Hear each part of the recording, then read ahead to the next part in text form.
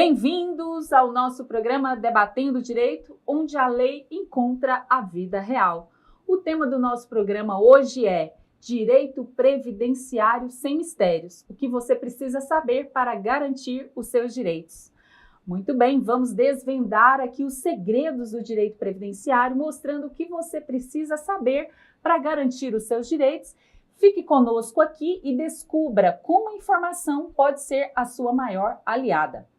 Por aqui vamos falar das principais dúvidas com respostas breves e rápidas e diretas sobre as questões mais recorrentes que afligem os beneficiários quanto operadores do direito, como aposentadoria, pensão por morte, benefícios do INSS e para não perder nada dos seus direitos. Na sequência, eu cumprimento aqui o meu colega de bancada, Dr. Rafael Zardini, para depois apresentar a nossa convidada. Tudo bem, doutor Rafael Zardini? Olá, doutora Mariane, tudo bem? Muito bem. E para falarmos desse assunto, nós temos a honra de receber aqui em nosso estúdio a doutora Ana Carolina Carmo, ela que é especialista na área e com ampla experiência, atuante exclusivamente no direito previdenciário. Seja muito bem-vinda, doutora Ana Carolina, e muito obrigada pela sua presença para falar conosco sobre esse assunto. Estamos honrados em recebê-la. Maravilha, Mariane. Olá, Rafael. É uma satisfação estar aqui com vocês para falar de um assunto tão importante, não apenas para nós, mas para toda a sociedade, esclarecendo as dúvidas e trazendo aí ponderações sobre a atualidade do direito previdenciário.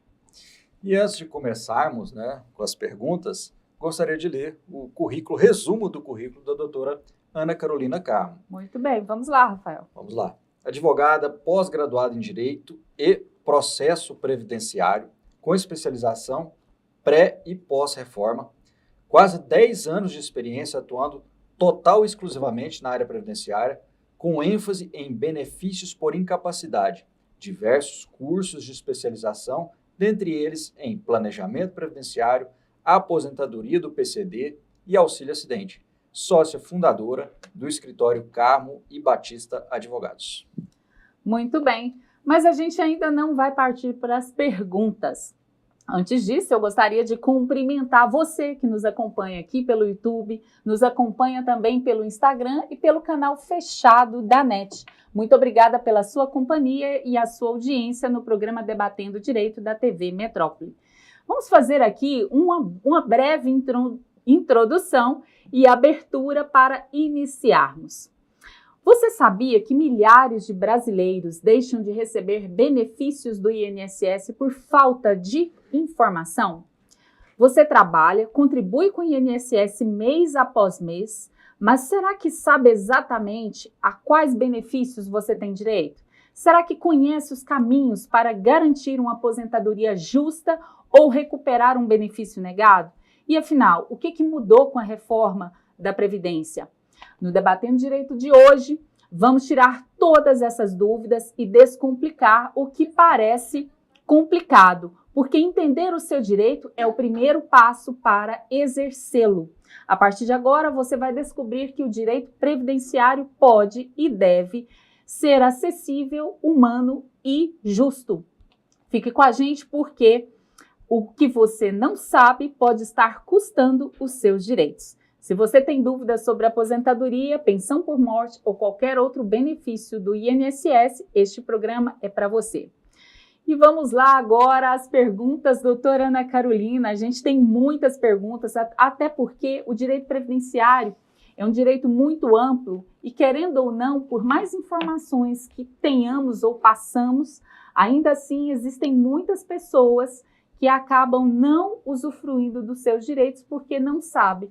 Vamos começar com aquela perguntinha básica. Quais são os tipos de aposentadoria, doutora Ana Carolina? Vamos lá, Mariane. As aposentadorias hoje nós podemos tratar de aposentadoria por idade, aposentadoria por tempo de contribuição, aposentadoria por invalidez, aposentadoria especial.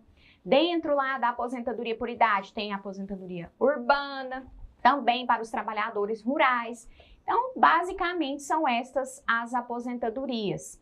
Extinguiu-se, teoricamente, a aposentadoria por tempo de contribuição, porém, ainda se exige tempo mínimo para cumprir os requisitos e ter acesso ao benefício. Muito bem. E a pessoa que ela já tem contribuído, né, para a contribuição para aposentar, ela pode parar de contribuir ou ela tem que continuar contribuindo? É perigoso parar de contribuir, Rafael. Por quê? Se a pessoa, eu já tenho 15 anos de contribuição, porém agora eu só vou esperar a idade. Só que a gente deixa de pensar nos benefícios não programados. O que é um benefício não programado? Auxílio-doença. Às vezes você está saindo aqui da TV, cai, quebra o pé, Deus livre, né? Mas quebra o pé e vai precisar de um benefício. Esse é um benefício não programado. Se você deixa de contribuir, deixa, consequentemente, de ter cobertura para o INSS. Então, não é interessante deixar de contribuir, pensando, daqui a 5 anos eu vou me aposentar por idade. Mas e até lá? Tem muito chão pela frente.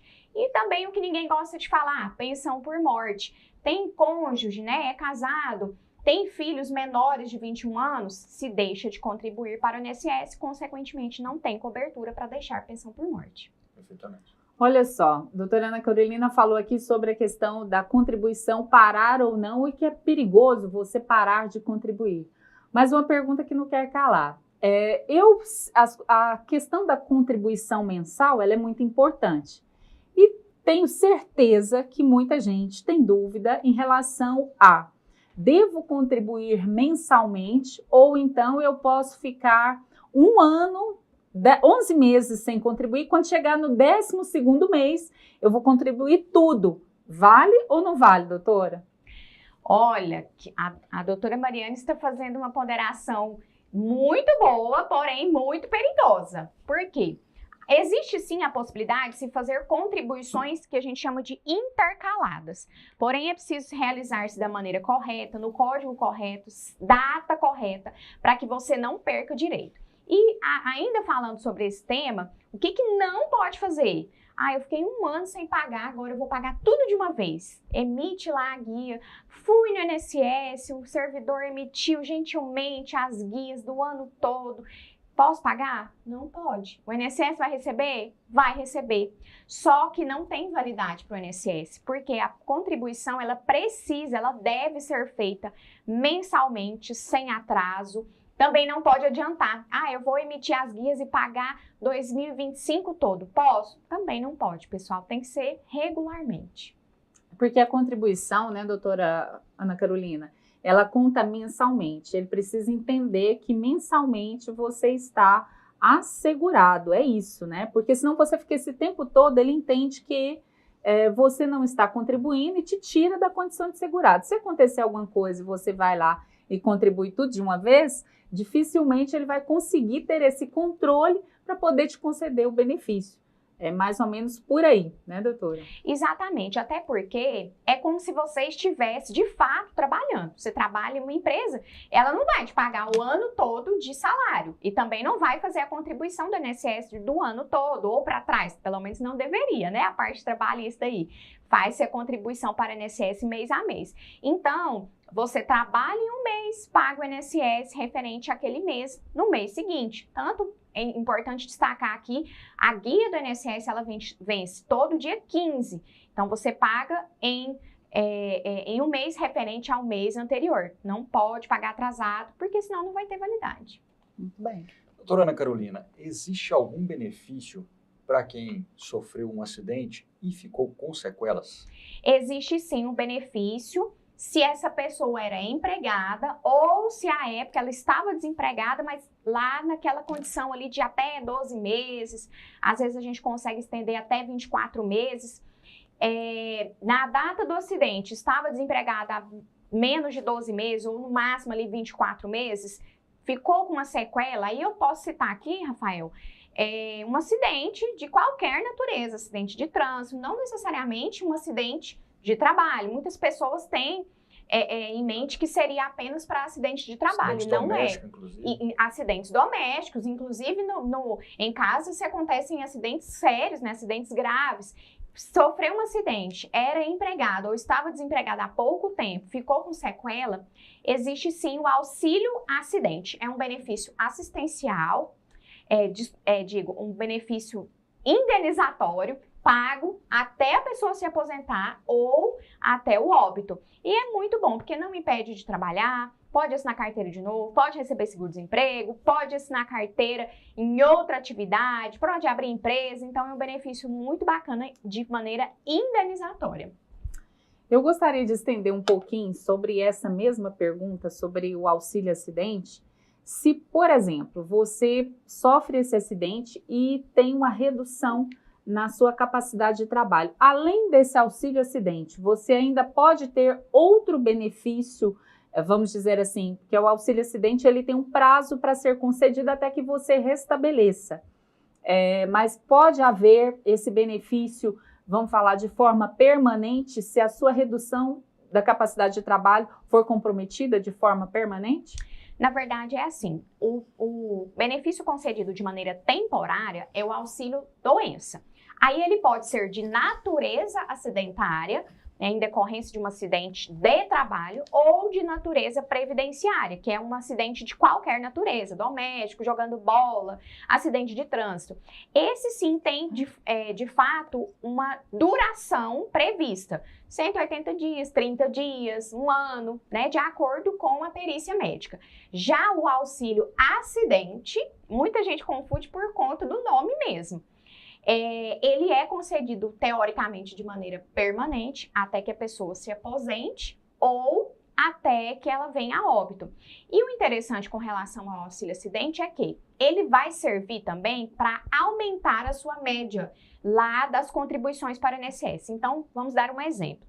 Ele é de 50% do valor que a pessoa recebia à época, como se fosse auxílio-doença. Digamos que ela receba R$2.000 de auxílio-doença, o benefício, consequentemente, vai ser R$1.000.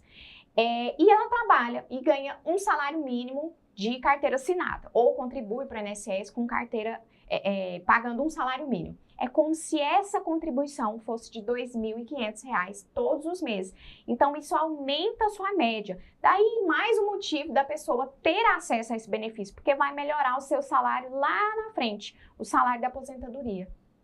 Dica importantíssima, se você tomou nota aí, se perdeu, depois pode reprisar aí, voltando no nosso programa e ficar atento aí com essa resposta, porque é muito importante. Quem está desempregada pode ter direito ao salário maternidade?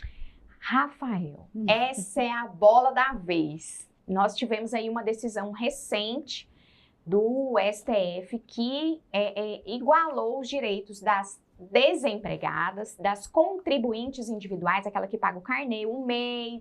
Tenho certeza que tem gente nos acompanhando aí que tem inscrição como microempreendedor, a empregada. Porque basta quem é empregada, as mulheres empregadas, bastava que tivesse uma única contribuição, um único mês de registro na carteira para ter acesso ao salário maternidade. Então o STF ele fez o quê? Olha, as outras categorias também precisam ter esse direito. E agora, se você está desempregada, se tiver apenas uma única contribuição, terá acesso ao benefício de salário maternidade. Inclusive aqui, dica valiosa, corre, já manda o vídeo, já manda aqui o programa para quem está gestante. Mesmo se já estiver gestante, dá tempo de pagar e receber o salário maternidade. Foi uma inovação, eu falei assim, isso aqui foi o presente que o STF deu para gestantes, para as mães. Muito bem, doutora. E assim, quem está aposentado por invalidez, é verdade que teve uma redução no valor de seu benefício? Tem muita gente falando sobre isso e para saber se é verdade ou não, de fato deve haver alguma relação aí com, aliás, deve não, é certeza que tem com salário mínimo, mas quem vai saber explicar isso é a doutora Ana Carolina Carmo. Vamos lá. O INSS é espertinho, viu, doutora Mariane? O que acontece? A reforma da Previdência aconteceu em 2019 e com ela houve uma alteração com relação ao cálculo do benefício. A aposentadoria por invalidez, ela era calculada em 100% do salário de benefício. O auxílio-doença, 91%. O que veio lá a reforma e trouxe? Falou assim, olha, todos os benefícios agora de aposentadoria serão calculados a partir de 60%. Então, de cara, nós temos aí uma redução de 100% para 60% inicialmente. A aposentadoria por invalidez, que era o melhor benefício, hoje ele tem sido um dos piores, até porque a pessoa está inválida, ela está gastando muito com medicação, né, o tratamento. Então, ninguém gostaria de receber um benefício por estar incapaz totalmente. O INSS, ele alterou, né, através da reforma da Previdência, alterou a forma de cálculo. E o que ele fez? Muitas pessoas estavam recebendo auxílio-doença antes, recebiam 91% do valor de benefício. E aí ele falou, olha, eu acho que agora você tem que se aposentar. Tão bonzinho o INSS. E aí ele foi lá, aposentou inúmeras pessoas, inúmeros segurados e diminuiu o valor do benefício. É legal isso? É, porque fica a cargo do perito fazer essa análise. Porém, se essa incapacidade ela já existia antes da reforma, é possível fazer uma revisão desse benefício. Porque foi, de fato, assim, a gente chama de esperteza por parte do INSS. Eu acredito que até houve uma orientação nesse sentido, porque muitas pessoas tiveram benefício convertido somente depois da reforma. Muito bem. A gente vai para um breve intervalo e voltamos já já. Não saia daí porque tem mais direito previdenciário sem mistérios para você.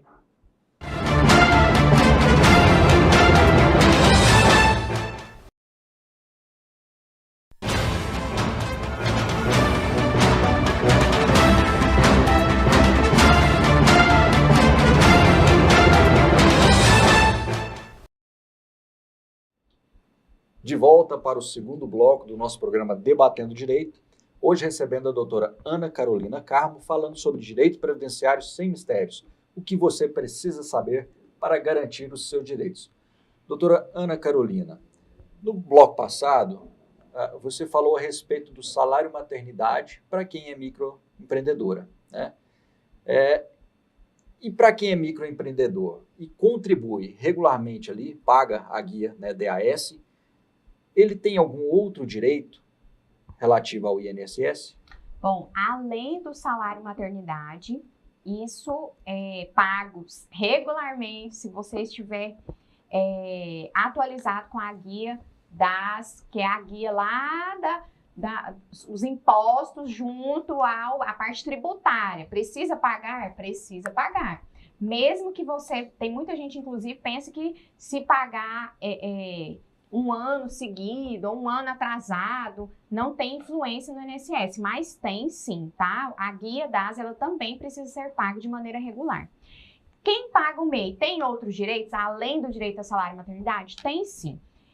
Nós podemos citar aqui aposentadoria por idade, auxílio doença, deixa pensão por morte também. Tudo isso, pessoal, pago em dia. Eu não canso de dizer, porque é muito triste quando a pessoa chega no INSS e fala assim, eu tenho um MEI, mas eu nunca paguei. Tem direito a algum benefício? Eu estou doente, eu descobri um câncer, eu sofri um acidente. Infelizmente não tem, não adianta você ir lá e quitar todo mês lá, desde 2021 que está em aberto e fazer uma renegociação. De fato você precisa fazer porque é uma dívida tributária, né? Uma dívida com a Receita e não sobra nada no seu nome se tiver uma dívida com a Receita. Porém, para o INSS não terá validade. Você precisa pagar porque é uma dívida, mas para o INSS não tem validade. Já que a gente está falando aqui de empresário, né, e a gente está falando da atividade microempreendedor e de empresário, existe algum valor mínimo para retirada de prolabore, doutora Ana Carolina? O mínimo sempre vai ser sobre o salário mínimo, mas geralmente quem é empresário, ele gosta ali de fazer uma retirada de prolabore maior. E é comum, inclusive, as pessoas chegarem ao escritório e falar assim, eu quero saber qual o valor que eu pago para me aposentar com um salário melhor, para ter um benefício melhor lá no futuro. Tem como a gente olhar assim e falar, acho que a Mariane tem cara de teto. Não tem, pessoal. Tem que fazer cálculo. Infelizmente, a gente precisa colocar na balança aí todas as contribuições que ela já teve ao longo da vida, né? Não só ela, né? Mas todos os segurados. Já contribuiu? Sim ou não? Por quanto tempo? Qual foi a sua média? É o que a gente chama, doutora, de planejamento previdenciário. O planejamento previdenciário, ele vai trazer tudo que a pessoa já teve, a vida contributiva junto ao INSS, se já foi concursado, saiu, se já teve cargo comissionado na prefeitura, no estado. E também as contribuições de carnê, como empregado, a gente soma tudo, atualiza o sistema com relação a isso e vai dizer, você tem X tempo, você tem possibilidade de se aposentar com tal idade, com esse valor. Até porque são muitas regras, né? Hoje nós temos 5 regras de aposentadoria. Qual das regras vai ser a melhor? Você se enquadra em mais de uma? Antes o contador fazia, ó, você tá chegando aqui na idade, já dá para se aposentar, 30 anos de tempo de contribuição para a mulher, 35 para o homem. Hoje não é assim mais. Então tem que pôr na ponta da caneta, de fato, quanto tempo tem, qual é a sua média, qual das regras você se encaixa, se é regra de pontos, se é regra o pedágio de 100%, pedágio de 50%. Isso tudo a gente traz através do planejamento previdenciário. Muito bem. Então, aproveitando um gancho dessa sua resposta, uma pessoa que já contribuiu durante 25 anos, tem 50 anos de idade, dá para calcular qual vai ser o valor da aposentadoria dessa pessoa? Dá para calcular, a gente faz uma média de tudo que ela já contribuiu desde 94. Por que desde 94? Porque eu quero jogar fora o resto? Não, é a lei que diz isso. Então, tem pessoas, por exemplo, eu trabalhava de bancário na década de 80, meu salário era muito bom. Não entra no cálculo do salário de benefício. Então, a gente vai fazer uma projeção de renda futura, faz-se ali essa projeção para dizer, olha, senhor João, de acordo com a sua média, o senhor tem possibilidade de se aposentar daqui a 5 anos, daqui a 4 anos, daqui a 10 anos, e o seu salário vai ser tal. Não tem como, obviamente, eu saber quanto vai ser o salário nem no ano que vem, né? Nem o salário mínimo, nem o teto. Mas a gente faz cálculos para dizer qual o percentual de teto que essa pessoa terá direito a receber em 2030, em 2035. E aí sim, a gente faz as projeções, eu coloco, você vai investir 50 mil reais, vai investir 150, você vai investir 1 milhão, pensando em contribuições de teto, para receber na expectativa de vida tanto. Aí a gente coloca o que compensa, o que não compensa, eu trago ali, geralmente eu faço 3 ou 4 opções para demonstrar para a pessoa se já pode, qual o valor, para que essa pessoa, é o que a gente chama, né, seja previdente. O INSS é Instituto Nacional do Seguro Social. Você precisa pensar lá na frente, porque é um seguro. Muito bem, doutora Ana Carolina, aqui com dicas incríveis, informações também relevantes aqui sobre o seu direito previdenciário. Bom, aí muita gente chega em determinada circunstância ou situação e momento da vida e fala, nunca paguei o INSS. Posso aposentar com qual idade? Pode ou não pode? Mariane, essa é uma das dúvidas que a gente mais vê no escritório, mais frequentes e mais tristes. Por quê? Ainda existe um mito sobre a aposentadoria que diz o seguinte, a aposentadoria por idade. Se a gente fala isso, a gente pensa o quê? Precisa da idade. Porém, além da idade, precisa preencher o requisito tempo de contribuição, que é de 15 anos. Então, se você nunca pagou, você pode completar 80 anos. Não vai ter direito à aposentadoria. Existe outro benefício, que é um benefício assistencial, que a pessoa, via de regra, pode pleitear. Mas leva-se em conta uma série de fatores, como a renda, onde que essa pessoa mora, se ela é casada, alguém da casa tem renda própria, se ela vive em situação de vulnerabilidade. Então, assim, eu costumo dizer em todo local que eu vou, eu sou fiel defensora da contribuição para a INSS, porque é muito triste você ver uma pessoa com 65 ou mais e falar assim, eu vim me aposentar. Mas não tem direito à aposentadoria se não tiver contribuição. Deixa eu aproveitar esse momento e ver se você consegue também esclarecer, por exemplo, não, mas eu vi que o meu vizinho aposentou sim, e ele recebe, diz que é aquele benefício de prestação, o BPC, desculpa. BPC. Como é que funciona isso? Qual a relação? Até para que a pessoa assim, que está nos assistindo aí entenda quem pode ter o BPC e quem poderia, né, no caso já não pode aposentar se nunca contribuiu, mas o BPC ele abre uma prerrogativa para essa pessoa, sim ou não? Bom, é assim, o primeiro esclarecimento, o BPC é um benefício assistencial, ele não é uma aposentadoria. Então, se o seu vizinho falou que nunca pagou e se aposentou, ele está te mentindo. Ele está mentindo para você, porque não existe aposentadoria para quem nunca contribuiu. Existe esse benefício, que é um benefício assistencial, mas a gente leva em conta, doutora Mariane, a situação de vulnerabilidade. Então, essa pessoa, ela tem renda própria, ela mora com quem? A casa é boa, tem carro? Porque, às vezes, ela trabalhou ao longo da vida, teve condições de comprar uma casa, às vezes comprar um carro, tem imóveis, né? A gente está falando aqui de questões que são analisadas, vai um assistente social na casa daquele beneficiário ali, daquele segurado que está pleiteando esse benefício, para verificar, tem televisão na sua casa? Tem geladeira? Esses móveis e eletrodomésticos são novos? Qual é a pintura da sua casa? Qual é o forro? É gesso? É laje? Não tem forro? É teleeternite? É telepan? Porque tudo isso é considerado na hora da perícia social. Então, primeiro ponto, não existe aposentadoria para quem nunca contribuiu. Segundo, existe o benefício assistencial. É uma possibilidade aos 65? Sim, é uma possibilidade, mas precisa preencher o requisito econômico. São requisitos de miserabilidade. Então, é para todo mundo? Não é para todo mundo, é para quem vive nessas condições. Aí, infelizmente, é onde acontecem as fraudes, né, no INSS. A pessoa fala que não tem nada, inventa ali uma série de questões para tentar acessar o benefício. E o valor, de acordo com a lei, seria muito pequeno, né? 1/4 do salário mínimo por Exatamente, pessoa, né? 1/4 do salário mínimo. Então, se moram 3 pessoas na casa e só um trabalha, essa renda já ultrapassa. E é um benefício que tem sido cada vez mais revisado por conta das fraudes que são cometidas. E, pessoal, além de cortar, né, além de cessar o seu benefício, você será compelido a devolver o valor.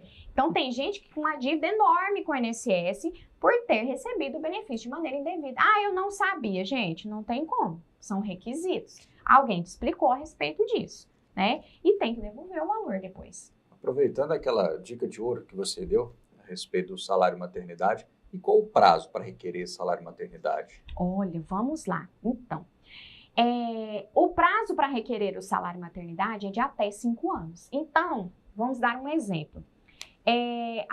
A Sabrina teve um filho, já está com 4 anos e ela só tinha 1, 2 contribuições para o INSS, não deu conta de continuar pagando o MEI, não deu conta de pagar o carnê. Por que isso mudou? Lá, antes dessa decisão do STF, o que a lei, aliás, a lei ainda fala isso e o INSS ainda segue isso. O que eu estou dizendo para vocês, por isso eu disse que é uma dica valiosa, o INSS vai negar o seu benefício ainda hoje. A gente só vai conseguir judicialmente. A lei diz que são necessários 10 meses de contribuição antes do parto. Comecei a pagar grávida, tem como? Não tem como ter 10 contribuições em dia antes do parto. Então, muitas mulheres que tinham ali 8, 7, 5, 2 ou até uma única, não tinham direito ao benefício. Se esse bebê, esse filho, tem até 5 anos, mesmo que não foi requerido lá atrás, mesmo que foi negado lá atrás, pode ter acesso ao benefício hoje, porque a decisão do STF, ela retroage nesses últimos 5 anos. Então, o bebê nasceu de 2020 para cá, eu só tinha 1, 2, né, menos de 10 contribuições, o INSS negou ou nunca fez o pedido, pode se requerer, o INSS vai negar. Judicialmente, já tem entendimento já pacificado, né, através da decisão do STF, que tem direito a receber o benefício, então vai receber ali as 4 parcelas, 6 mil e pouco, não deixa passar não. É dica de ouro mesmo. Essa não pode deixar passar. Doutora Ana Carolina, o INSS fiscaliza mesmo, de alguma forma, os benefícios assistenciais ou essas pessoas que estão impedidas de trabalhar momentaneamente com auxílio-doença, enfim? Fiscaliza. Eu gostaria de dizer o contrário, mas hoje nós sabemos que tudo está na internet. Aí você recebe um benefício assistencial. Hoje mesmo eu recebi uma dúvida. Olha, minha filha recebe o benefício assistencial, eu queria comprar um carro, porque ela é PCD, então eu queria aproveitar que ela é PCD e comprar um veículo, né? Aí a gente vai pagar o veículo pagar a prestação com o valor do benefício. Pode? Gente, na lei não fala que não pode. quem recebe BPC não pode comprar carro? Não tem essa especificação. Porém, se você tem dinheiro para comprar um carro, você tem dinheiro para pagar o carro, você tem direito para gasolina, para manutenção do carro, então você não precisa do benefício assistencial, porque o benefício é para manutenção da sua subsistência, para alimentação, para remédio, para comer, né, para necessidades básicas, não para comprar um carro. Aí você tem esse carro, tira foto, posta na internet, mas mesmo que não, né? O veículo está em seu nome, você vai lá, tira CNH, mas você era incapaz de trabalhar, você tinha um impedimento de longo prazo. Como que você passou no teste psicotécnico do Detran? Então, tudo isso, o governo está olhando isso. Vai na perícia porque está com um quadro de depressão. Aí, na semana que vem, você posta a foto na praia, sorrindo. Eu estou dizendo isso, pessoal? Não, não é. Está escrito lá nos laudos médicos, nos laudos sociais do próprio INSS. Então, eu sempre oriento, cuidado com o que você faz, cuidado para não perder o benefício. E como eu disse anteriormente, além de perder, pode ter que devolver os valores para o INSS. Vamos lá. A população mundial está envelhecendo e a brasileira não é diferente. E muitas vezes esses idosos necessitam de um cuidador. Esse cuidador de um idoso acamado, ele tem direito a algum benefício, algum adicional? Muita gente tem essa questão em mente. Não é um benefício para o cuidador.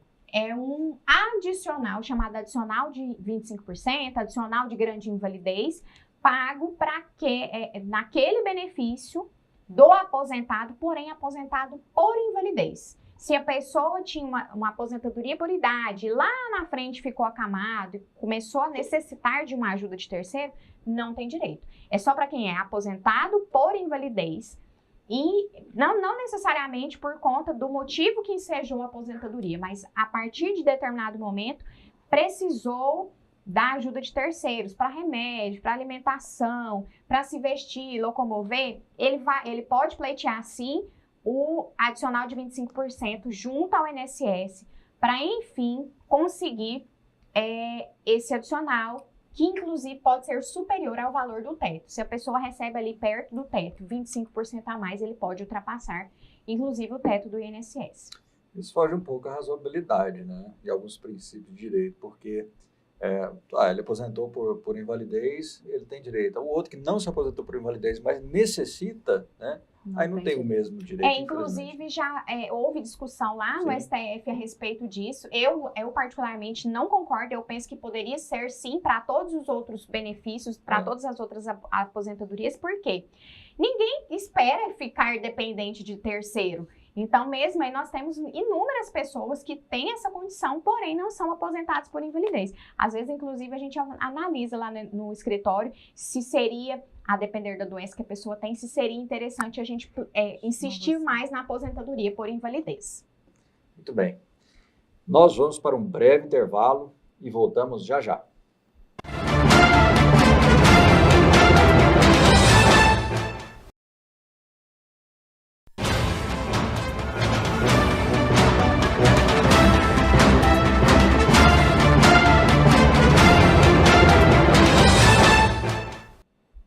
De volta aqui para o nosso terceiro e último bloco do programa Debatendo Direito.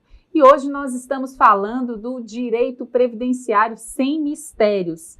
O que você precisa saber para garantir os seus direitos. E falando desse assunto, está conosco aqui a convidada, a doutora Ana Carolina Carmo, ela que é advogada especialista em direito previdenciário. Doutora Ana Carolina, como que a gente faz para comprovar a atividade especial de quem recebia insalubridade? Excelente pergunta, doutora. Bom, o primeiro ponto a se esclarecer é: receber insalubridade é uma coisa, ter direito à aposentadoria especial é outra coisa, são legislações diferentes. Insalubridade, quem trabalha, por exemplo, na limpeza tem direito ao adicional de insalubridade, mas não necessariamente essa pessoa vai se aposentar utilizando esse tempo, porque leva-se em conta o nível de exposição, a quantidade de exposição. Vamos dar um exemplo aqui. Essa mulher, ela trabalha na limpeza, recebe adicional de insalubridade, porém ela trabalha em um hospital. está exposta a outros tipos de agente, né? No caso ali, vírus, bactérias. A gente muda a profissão, muda o cenário, o local de trabalho, e aí sim a gente consegue comprovar, eventualmente, que ela tem direito a uma aposentadoria especial, uma aposentadoria diferenciada. Como? Se a gente comprova através de documentos chamados PPP, Perfil Profissiográfico Previdenciário. Quem que fornece esse documento? A empresa que a pessoa trabalhou. O hospital, o posto de combustível, né? Para quem é frentista, por exemplo, o vigilante. As empresas de segurança também devem fornecer, não podem, elas devem fornecer. E é fácil de conseguir esse documento, doutora Mariane? O que a senhora acha? Eu tenho certeza que não deve ser, até porque é um documento que quem fornece é o empregador, né? É o empregador e muitas vezes ele não quer fazer prova contra ele mesmo, porque tem uma determinação, um determinado campo lá no PPP que chama GFIP, de 01 a 04, que diz se ela contribui para o INSS com taxas específicas, né? Se recolhe um adicional específico de insalubridade. E geralmente esse PPP, ou ele vem incorreto, ou a empresa não quer fornecer. Aí nós ainda temos a dificuldade de empresas que já estão extintas, né? Então, o que eu oriento? Procure essa empresa o quanto antes. Se você ainda trabalha, assim que sair, busque, olha, eu quero que seja fornecido o PPP. A lei fala que todas as empresas deveriam fornecer junto com o termo de rescisão do contrato de trabalho. Isso acontece? Não, nunca vi acontecer. Não acontece. Junto com a carteira, devolução da carteira tinha que estar o PPP. Porém, eles não fornecem. E a grande dificuldade hoje de quem trabalhou exposto a esse agente insalubre, perigoso, né, frentista, vigilante, motorista de caminhão, motorista de ônibus, é o quê? Comprovar essa exposição, que o ruído era alto, que tinha risco de vida por conta da arma de fogo. E aí, você precisa correr atrás do PPP. É necessário esse documento para comprovar. E uma exceção é para quem trabalhou até 94, exposto nessas atividades. Por quê? Bastava comprovar a atividade. Técnico de enfermagem também, auxiliar de enfermagem, pessoal da área da saúde, né, médicos, e diversas outras atividades aí, sempre levando em conta qual é a atividade, qual é a exposição, se é insalubridade, se é risco químico, também pessoal que trabalha em indústria farmacêutica, diversas aí, leva-se em conta qual é o agente químico, biológico, físico, para ter direito. Eu queria estender mais um pouquinho aqui sobre esse assunto, porque também nos traz uma dúvida, inclusive para quem atua na área do direito trabalhista. Porque alguns empregados não recebem a insalubridade e teriam direito de recebê-la e somente vão ter esse adicional constituído ali, né, através de uma ação trabalhista. Essa ação trabalhista, como que você vai fazer prova nesse momento, depois para que seja incorporado ali dentro do... Você entendeu? Ali, como é que fala no... Com relação à exposição, isso. Tanto benefício. Na seara trabalhista quanto na previdenciária, o que a gente geralmente faz? É perícia. Na parte trabalhista, vai comprovar que havia direito à insalubridade, que era a atividade, e é muito semelhante essa prova lá no direito previdenciário também.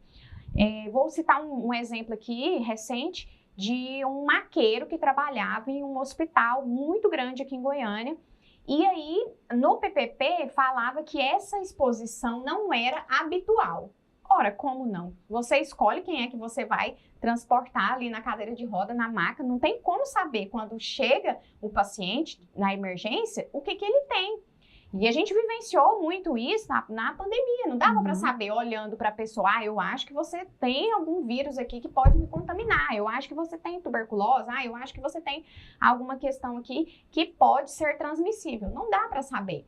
Então, realiza-se uma perícia no local de trabalho para demonstrar a exposição ao agente, qual era o agente, qual era o tempo, se tinha como separar.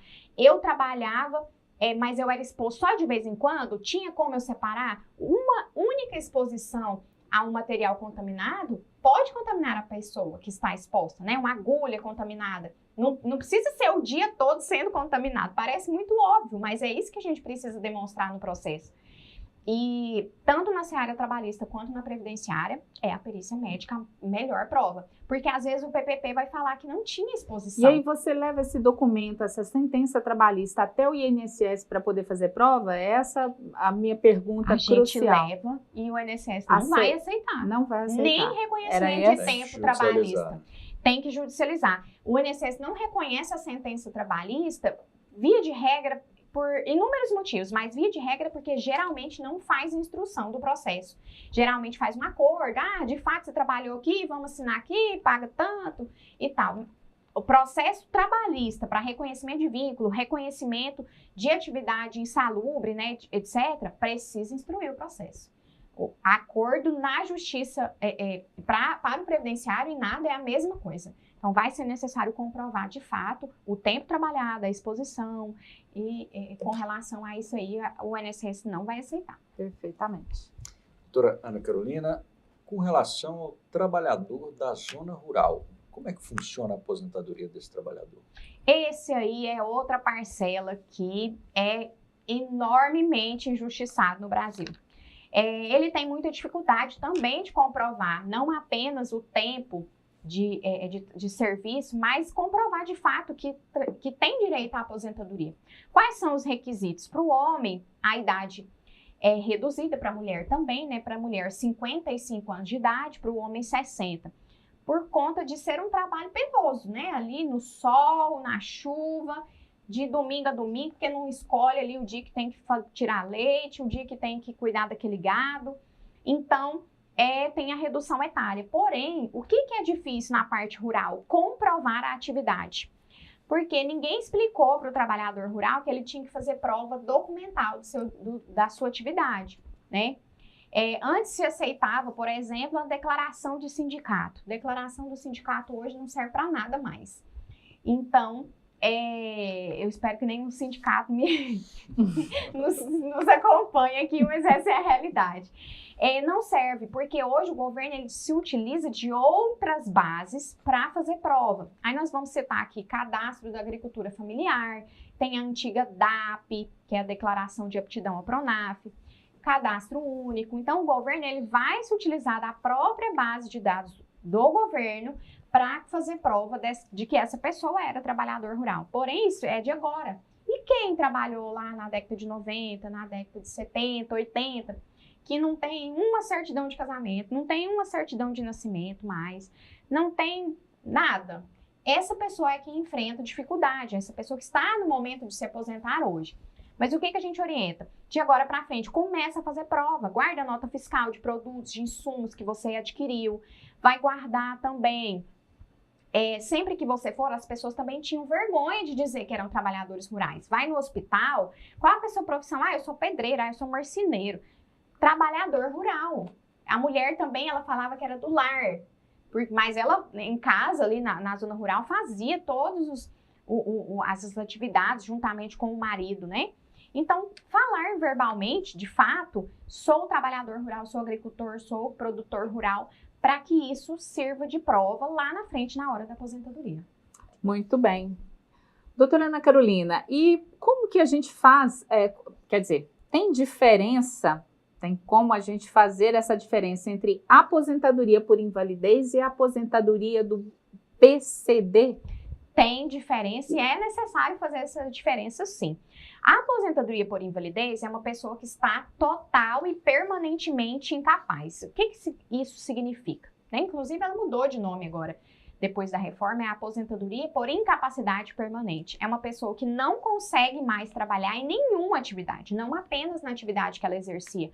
Aí ele era motorista e aí não consegue mais trabalhar de motorista, mas consegue ser porteiro. Aí tem direito ao auxílio-doença. Aposentadoria por invalidez não consegue exercer nenhuma atividade de maneira permanente. Lembrando que a aposentadoria por invalidez, ela não é permanente, não é vitalícia, ela pode ser revista a cada 2 anos. Já a aposentadoria da pessoa com deficiência, a pessoa não precisa comprovar que está incapaz, ela precisa comprovar que tem uma deficiência. Aí leva-se em conta uma deficiência sensorial, visual, deficiência física, mental, diversas, porque o conceito de deficiência ele tem sido ampliado a cada dia, e a gente, quando pensa na aposentadoria do PCD, não é só uma pessoa que tem uma poliomielite, que visivelmente demonstra-se a deficiência, ou não tem a visão de um olho, ou tem a surdez. Não necessariamente, mas pessoas que têm problemas de saúde que causam barreiras para conviver na sociedade de maneira igualitária. Aí, por exemplo, quem sofreu um acidente, ele ficou com uma sequela, uma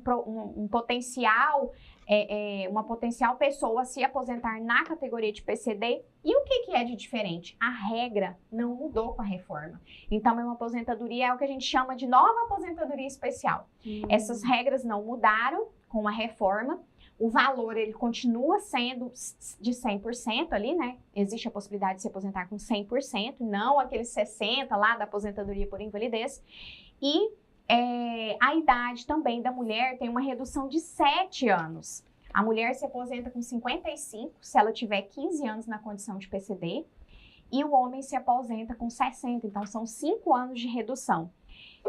Basta que a gente comprove o quê? Que existe essa barreira, que esse problema de saúde cardíaco, problema na coluna, problema no braço, que eu gosto sempre de usar aqui de exemplo, eu vou me aposentar na condição de PCD, porque eu conheço da legislação, eu tenho um problema no ombro, eu tenho um problema no braço, tenho um problema no joelho, tá tudo documentado lá, exames de 2021, porque eu vou demonstrar que a partir de 2021 eu tenho uma patologia ortopédica que me impede, por exemplo, de cozinhar para muitas pessoas, é uma barreira. A doutora Mariane, possivelmente, o doutor Rafael consegue cozinhar em uma panela grande para muitas pessoas. Eu não consigo por conta de uma patologia no ombro. É uma barreira? Mas isso é PCD? É uma barreira.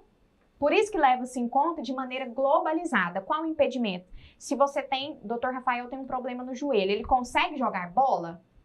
É só se arriscar, porque não deveria. Consegue jogar bola? Consegue correr? Consegue se inscrever para participar de uma maratona?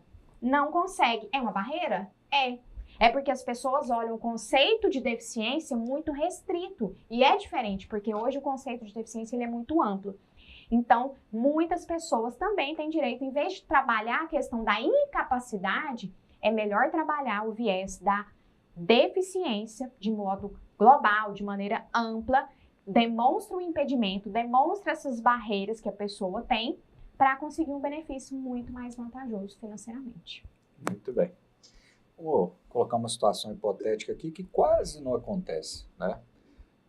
O cidadão tentou afastar-se, né? Auxílio doença, né? Foi negado pelo INSS. Quase não acontece. Eu fiquei na dúvida desse quase não acontece com o INSS. Eu achei que o programa era dia da mentira hoje. Quase não acontece. Aqui é da lei para a vida real. É raro, mas acontece muito. É. Então, quase não acontece isso, né? Então, ele faz o requerimento ali, né, do auxílio, é negado, mas ele sente que não está apto ainda para voltar. O que ele deve fazer? Doutor, o INSS, se a gente perguntasse aqui para um servidor do INSS, de pronto ele ia falar, entra com recurso, você tem um prazo de 30 dias para recorrer e demonstrar que você precisa. Porém, de fato existe essa possibilidade e o prazo é de 30 dias. O que acontece? No recurso administrativo, para quem pleiteou um benefício por incapacidade, não existe outra perícia, não tem outra perícia para analisar a incapacidade. Por isso que a gente não aconselha ingressar com recurso administrativo nos casos de benefício por incapacidade. Pode-se, por exemplo, eu entrei com um pedido de aposentadoria e foi negado, posso entrar com um recurso? Pode, em muitos casos ainda é favorável, mas no benefício por incapacidade não tem outra avaliação. Então, o que a gente aconselha? Ingressar com pedido judicial. Na justiça, a gente tem, além de ter uma nova perícia, essa perícia ela é realizada, via de regra, por um perito especialista naquele problema de saúde, né? Se é ortopedia, vai ser avaliado pelo ortopedista, se é da parte psiquiátrica, pelo psiquiatra. Então, costuma ser mais justo. Então, benefício negado por conta de problema de saúde, entra na justiça. A doutora falou em recurso administrativo. Mais ou menos quanto tempo demora para sair o resultado de um recurso administrativo? Olha, demora. E eu costumo dizer que o que demora nem é a resposta do INSS, né, do Conselho de Recursos, que é como se fosse um órgão superior lá do INSS. O que demora de fato é a implantação, o cumprimento dessa decisão, porque são departamentos diferentes para a pessoa entender. O INSS é como se fosse uma primeira instância, aí vem o Conselho de Recursos do INSS. Depois de julgado, de fato, o doutor Rafael tem direito a esse benefício aqui, porque ele está com problema no joelho, então agora volta para onde? Volta para a agência, volta para a APS, que a gente chama, para cumprir. Demora 2 anos para cumprir. Depois de julgado, às vezes a gente precisa ingressar com mandado de segurança para que esse benefício seja de fato cumprido, o benefício seja implantado. Então, é demorado. Aí eles falam, tem de 45 a 90 dias. Não. Dias ali, só se for mais de 365, para a gente contar em dias. Doutora Ana Carolina, a gente já está caminhando para o final do programa, menos de 5 minutos aí para o nosso programa encerrar. Eu vou te fazer uma pergunta, 2 em 1, e você responde papum, para que a gente tenha uma outra pergunta aqui muito importante, falando sobre o autismo, e essa eu quero que o Dr. Rafael faça, para que você responda com um pouquinho mais de tempo, nesses menos de 5 minutos. Quem serviu o Exército aposenta mais cedo? Pode acumular pensão por morte e aposentadoria? Olha que beleza. Quem serviu o Exército tem direito de se aposentar mais cedo. Em que sentido? Comprovar o tempo. Eu servi 1 ano, só o período obrigatório. Eu servi 5 anos, servi tantos anos. Pega uma declaração desse tempo lá no Exército para somar no seu tempo de aposentadoria. Quem recebe pensão ou quem é aposentado pode acumular pensão por morte e aposentadoria? Pode sim. Pode casar de novo? Pode casar de novo se for pensionista. Não tem essa não. Nada de deixar aí o companheiro ficar enrolando. Se tá morando junto ali, vivendo em união estável, quer casar, mas recebe pensão, pode casar. Olha aí. Muito bem. Doutora Ana Carolina, para uma família em que existe ali um neurodivergente, né, uma criança, um adolescente que tem autismo, e essa família não tem renda, que direito teria ou esse neurodivergente ou a família? A família especificamente não, mas quem tem não apenas o TEA, né, o autismo ou diversas outras patologias propriamente ditas, transtornos, também podem ter acesso ao benefício assistencial. Esse, de fato, é destinado, se a gente pensa em uma criança, não tem como ela ter contribuição para o INSS, um adolescente e tudo mais, e até mesmo quem tem determinadas patologias, fica muito complicado que essa pessoa insira-se no mercado de trabalho, faça contribuições para o INSS.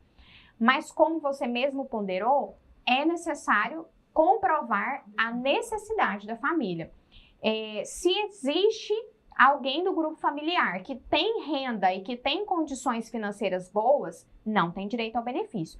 Porém, se enquadrar no critério da renda, comprova a patologia, comprova o transtorno e comprova o requisito da renda, terá direito ao benefício assistencial no INSS. É difícil de comprovar a necessidade e o direito no INSS? Sim, é difícil. Via de regra, a gente tem conseguido mais judicialmente. Muito bem, doutora Ana Carolina, chegamos ao final aqui do nosso programa, infelizmente, porque a gente ainda teria muito mais perguntas aqui ainda para lhe fazer. Como eu disse, esse programa era para você que está nos assistindo, né? Doutora Ana Carolina, muito obrigada pela sua presença aqui.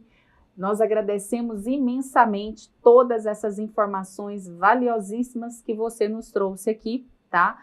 E também aqui a nossa audiência que ficou até este momento aqui, você se quiser reprisar esse programa, é só acessar a plataforma da TV Metrópole, lá no YouTube, você consegue rever esse programa. E eu espero que você continue com a gente aqui para mais conteúdos que valorizem aqui o compromisso com a informação.